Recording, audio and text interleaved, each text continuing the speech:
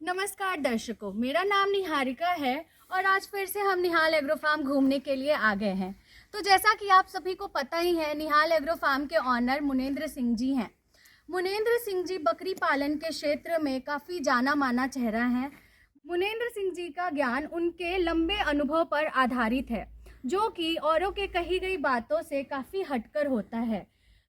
तो जैसा कि आप सभी जानते हैं कि मुनेंद्र सिंह जी बकरी फार्म में बकरियों के इकोनॉमिक्स के बारे में चर्चा करते हैं। तो जो लोग सदियों से बकरियों को चराने के लिए लेकर जाते हैं, उनका तो बकरियों के ऊपर जीरो खर्च होता है। फिर भी ऐसा देखा गया है कि उनके इकोनॉमिक स्टेटस में कोई खास बदलाव नहीं पाया गया है। आइए मुनेंद्र सिंह जी से चर्चा करते हैं कि ऐसा क्यों होता है। सर, जैसा कि आपने पुराने वीडियो में बताया है कि प्रति बकरी को प्रतिदिन के हिसाब से 28 रुपये का खर्च होता है। यदि हम उससे ज़्यादा खर्च करते हैं तो हम लॉस में चले जाते हैं। सर, ये कोई नया काम तो है नहीं। पहले के लोग गांव में अक्सर बकरियों को चराने के लिए ले जाते हैं, उसमें उनका जीरो कॉस्ट होता है, उनका कोई खर्च नहीं होता। बिल्कुल। तो ग्रेजिंग मॉडल में इस हिसाब से उनका प्रॉफिट ज़्यादा होना चाहिए, लेकिन ऐसा नहीं होता है। पर उनके इकोनॉमिक स्टेटस में कोई बदलाव तो नहीं आया है। तो आपको क्या लगता है, इसकी क्या वजह हो सकती है? क्या आप इस वजह पे कुछ हमारे दर्शकों को बताना चाहते हैं? देखिए, इसकी 2-3 वजह हैं। ये बिल्कुल बात सही है कि ये काम कोई नया काम नहीं है। काफ़ी लंबे समय से लोग बाग बकरियां चराते चले आ रहे हैं, बहुत समय से रखते हैं। मेरे ख्याल से जब से मानव जाति का उद्गम हुआ है तब से लोग बकरियां तो पाल ही रहे हैं। और मैं जो काम कर रहा हूँ, मैं कोई नया काम नहीं कर रहा हूँ। हाँ, मैं भी उसी काम को कर रहा हूँ, बस थोड़ा सा उसकी इकोनॉमिक वैलिडिटी को समझते हुए कर रहा हूँ। ठीक है, मैं हर चीज़ में ये देखता हूँ कि उसका इकोनॉमिक वाइबिलिटी बैठती है या नहीं। मैं हर चीज़ में ये चीज़ देखता हूँ कि उसका कितना खर्चा हो रहा है और उससे मुझे कितना निकल के आएगा। तो जब तक हम लोग हर चीज़ को इकोनॉमिक स्टेटस से जोड़ के नहीं देखेंगे, या ये कहो इकोनॉमिक वाइबिलिटी से जोड़ के नहीं देखेंगे, तब तक हमको समझ में नहीं आता है कि प्रॉफिट होता है या लॉस होता है। ग्रामीण क्षेत्र में जो आप बात कह रहे हो कि भाई बहुत टाइम से पल रही हैं, ये सच तो है ही, बहुत टाइम से पल रही हैं और उनकी माली हालत में भी कोई बदलाव नहीं आया, ये भी सच है। तो उसकी 2 वजह जो मुझे अभी तक समझ में आई हैं वो ये हैं। एक तो क्या होता है कि भाई जब वो ग्रेजिंग पे ले जाते हैं तो उनके खर्चे तो जीरो हो ही जाते हैं। जो जब हम कहते हैं कि हम 28 रुपए तक एक दिन में खर्च कर सकते हैं, उसके बाद ही हमारे प्रॉफिट का लॉस होता है। 28 रुपए से पहले यदि हम किसी तरह बकरी को पर डे का खर्चे में रोक लेते हैं तो हम प्रॉफिट जनरेट कर सकते हैं। तो 28 इनका तो जीरो कॉस्ट होता है, इनकी तो सिर्फ लेबर कॉस्ट रह जाती है, पर फिर भी फायदा नहीं होता है। तो जो 2 मुख्य वजह मुझे समझ में आई हैं, वो मुख्य वजह क्या है? एक तो क्या कहते हैं, जब ये लोग ग्रेजिंग करते हैं तो ग्रेजिंग में साल में 2 ऐसे समय आते हैं जब एक नई घास का उद्गम होता है। और ये सब समय जो आते हैं, ये आते हैं फरवरी के मिड में और सितंबर के लास्ट में। ठीक है, इस दौरान क्या होता है, जो नई घास उपज के आती है उसके ऊपर एक प्रोटोजोआ बैठा होता है, प्रकार का कीड़ा होता है जो उस घास के ऊपर बैठा होता है। तो जब ये बकरियां उस घास को चरती हैं तो वो एक जहरीला टाइप का कीड़ा होता है, उस कीड़े को खाते ही बकरी अगले 5 से 10 मिनट में मर जाती है। और ऐसा नहीं है इस कीड़े को खाने से सिर्फ बकरियों पे ही प्रभाव पड़ता है। पुराने जमाने में क्या होता था कि ये जैसे जो हम अब स्टॉल, मतलब एक तरीके से खोर बना लेते हैं या खुरली बनाते हैं या फीडर बनाते हैं जिसपे बकरियां भी स्टॉल फेड में जैसे बकरियों को चरा देते हैं, या फिर गाय भैंसों को जो है खुरली उरली बना के फीडर बना के आज की डेट में खूंटे से बांध के चराते हैं। आज से 30 साल पहले ये सिस्टम नहीं था, खोर का सिस्टम था ही नहीं। तो उस समय बड़ा जानवर भी छोटा जानवर भी, यानी बकरी, भेड़, गाय, ऊंट सब चरने जाया करते थे। तो उस जमाने में क्या था कि ये जो इस सीजन में जब घास आया करती थी तो जो बड़ा जानवर होता था वो जब इस घास को चुगता था और इस कीड़े को खा जाता था, तो उस समय क्या होता था कि इस कीड़े को खाने के बाद एक उनकी इंटेस्टाइन में पॉइजन, एक इंटेस्टाइन में इन्फेक्शन हो जाता था। और उस इन्फेक्शन से इन बड़े जानवरों को, जो बड़े रूमिनेंट्स होते थे, उनको जो है लूज मोशन से लग जाया करते थे।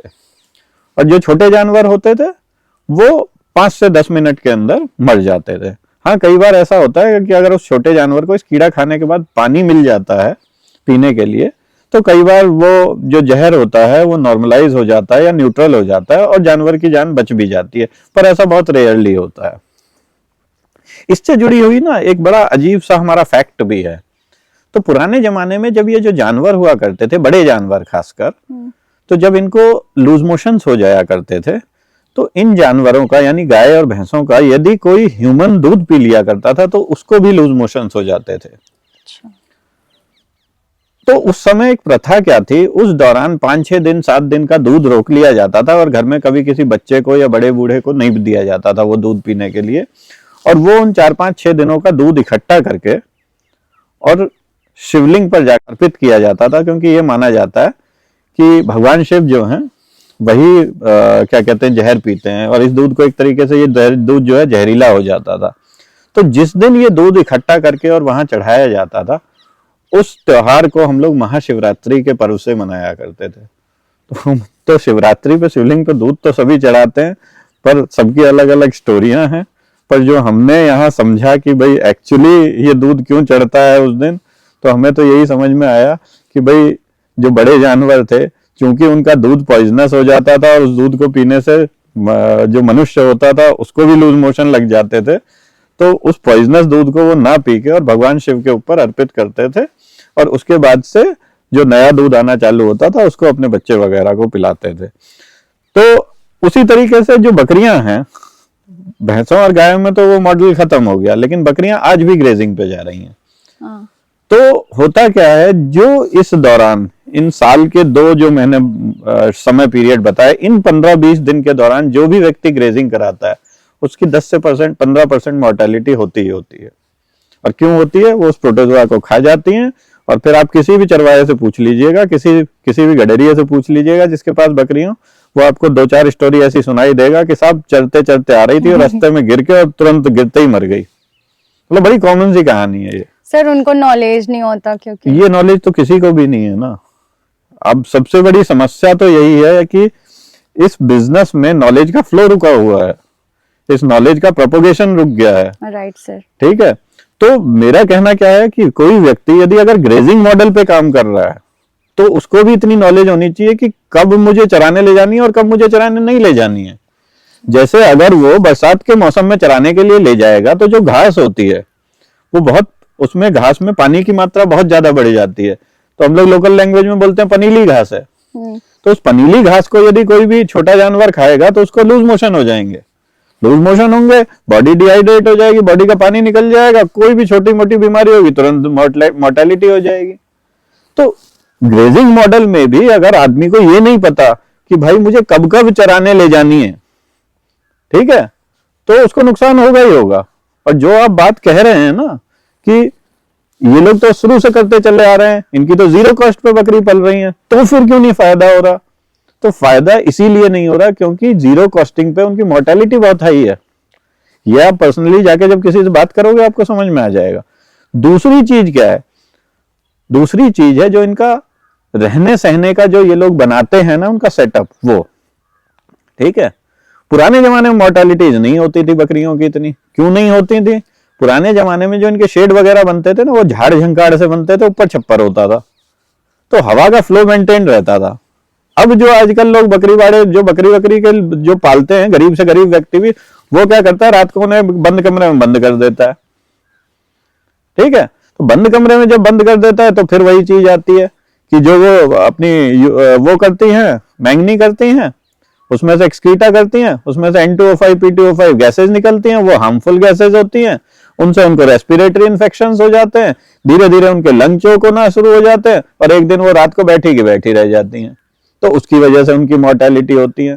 तो हम लोग ये तो देखते हैं कि ये लोग बकरी चराने ले जा रहे हैं, सालों से बकरी चरा रहे हैं, पर हम कभी ये चीज नहीं देखते क्योंकि वो हमारी लाइमलाइट में नहीं आती। उसकी कभी 1 मरी, कभी 2 मरी, कभी 1 मरी, उसकी एकदम 20-25 नहीं मिलती, इसलिए हमें पता भी नहीं चलता है। लेकिन फैक्ट है कि उनकी मोर्टेलिटी इतनी हाई होती है इन 2 रीजन से, नॉन टाइमली ग्रेजिंग, या ये कहो कि एक अननोइंगनेस अबाउट कि किस टाइम पे मेरे को ग्रेजिंग करानी चाहिए, और दूसरा जो उनका शेड बनाने का तरीका होता है, या ये कहो कि रात को जो उनका बकरी रखने का तरीका होता है जो चारों तरफ से कवर्ड होता है, उसकी वजह से उनकी बहुत ह्यूज मोर्टेलिटी होती है और उस ह्यूज मोर्टेलिटी की वजह से इनकी माली हालत कभी सुधर नहीं पाई। ठीक है, तो एक तो यह है, शायद इस वीडियो के माध्यम से मैं ये भी बता सकता हूँ कि शिवरात्रि पे जल क्यों चढ़ाया जाता है। मतलब मेरी जो नॉलेज है और रिसर्च है या मैंने जो कुछ सीखा है उसमें वो चीजें बिल्कुल कोरिलेट करती हैं। ठीक है, और ये हमारे सनातन धर्म में हम आज से नहीं, बहुत पहले से फॉलो करते चले आ रहे थे कि हम लोग शिवरात्रि पे दूध चढ़ाते हैं। बट प्रॉब्लम ये थी कि हम लोगों को आज तक यही नहीं पता कि हम दूध क्यों चढ़ाते थे। ठीक है, हम लोगों ने बस एक प्रैक्टिस बना के रख दिया था, पर ऐसा नहीं था। हमारे जो बड़े बूढ़े थे, हमारे जो पूर्वज थे, वो बड़े ही साइंटिफिक थे। ठीक है, और उन लोगों ने ये दूध चढ़ाने की प्रथा, वो भी खासकर एक पर्टिकुलर त्योहार पे ये प्रथा वो इसीलिए शुरू की थी क्योंकि ताकि सबको ये पता रहे कि साहब इस टाइम का जो दूध होता है वो जहरीला होता है और इस टाइम के दूध से हमारे बच्चे, हमारे बड़े बूढ़े बीमार पड़ सकते हैं, तो हमें ये दूध नहीं पिलाना है। तो यही चीज अगर आज के डेट के किसान ये चीज समझ लेगा या आज की डेट का बकरी पालक ये समझ लेगा कि भाई मुझे किस टाइम पे अपनी बकरियां ग्रेजिंग के लिए नहीं ले जानी है, जैसे भाई मुझे शिवरात्रि के आसपास बकरियां ग्रेजिंग पे नहीं ले जानी है, मुझे बरसात के दौरान अपनी बकरियां ग्रेजिंग पे नहीं ले जानी है, मुझे सितंबर के लास्ट में अपनी बकरियां ग्रेजिंग पे नहीं ले जानी है, और मुझे जब कभी दिसंबर नवंबर जब भी ओस पड़ना चालू हो जाए तब अपनी बकरी ग्रेजिंग पे नहीं ले जानी है। तो वो अपनी मोर्टेलिटी कंट्रोल कर लेगा, और अगर एक बार कि उसकी मोर्टेलिटी कंट्रोल हो गई तो जाहिर तौर पे उसके ज्यादा बच्चे होंगे तो ज्यादा प्रॉफिट होगा। ठीक है, थोड़ी सी उसको ये सही जानकारी देने की जरूरत है।